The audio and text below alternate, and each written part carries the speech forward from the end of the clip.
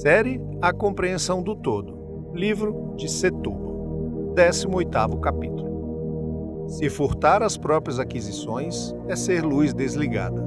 Constitui-se maltratar o próprio íntimo, negar seu potencial que já se tornou uma realidade, a ponto de se fazer de si elemento fugaz enquanto intérprete do próprio caminho. Talvez nem seja porque nada faz, mas porque o que faz é muito pouco, próximo a tudo o que poderia fazer, seja na matéria ou no plano espiritual.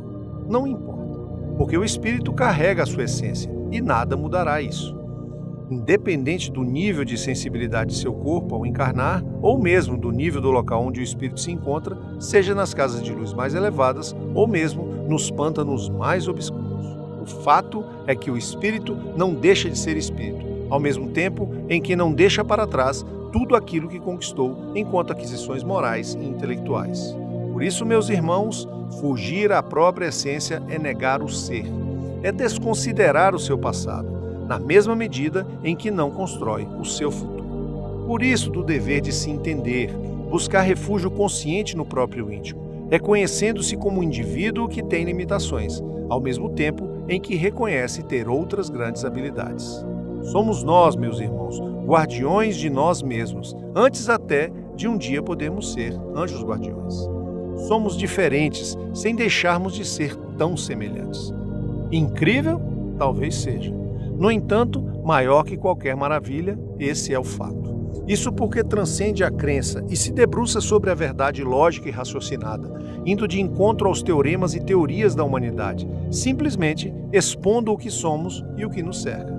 Esse é o meu objetivo, não negar e tentar não contradizer o que está posto, apenas complementando, em alguns momentos, salientando o que por muitos já foi dito. Entender a nossa responsabilidade é tarefa complexa, entretanto, difícil mesmo é colocá-la em prática diariamente. A responsabilidade do exemplo, do movimento e da movimentação é para todos um fruto dado, pronto a ser colhido. Justamente por isso, meus irmãos, que a vida, os momentos de nossa existência são tão importantes, acabando infelizmente por se passar sem que se perceba. A falta de anomalias na normalidade, em conjunto com a falta das pausas em um tempo que é acelerado. A diferença entre ambos é que o primeiro, ou seja, o exemplo, pode ser causado, sendo aí que entra o reconhecimento das responsabilidades de cada um, meus irmãos. É neste ponto que me reconheço e me entrego no processo de partícipe relevante, colocando-me neste planeta chamado Terra como um trabalhador da transição, além de um instrutor e autor desta obra literária de cunho científico. Neste auto-reconhecimento em que não me furto a grandes e trabalhosas missões sem fugir da exaustão sempre que necessário. Mas por que disso? Para que tudo isso? Tudo o quê?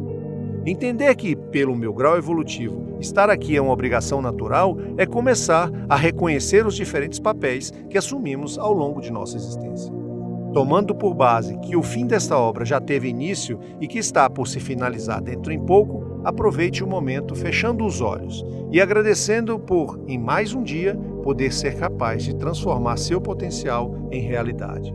Recorde-se agora, sem me aprofundar muito no conceito sociológico, ou, se necessário, pesquisa e reflita sobre o efeito manada.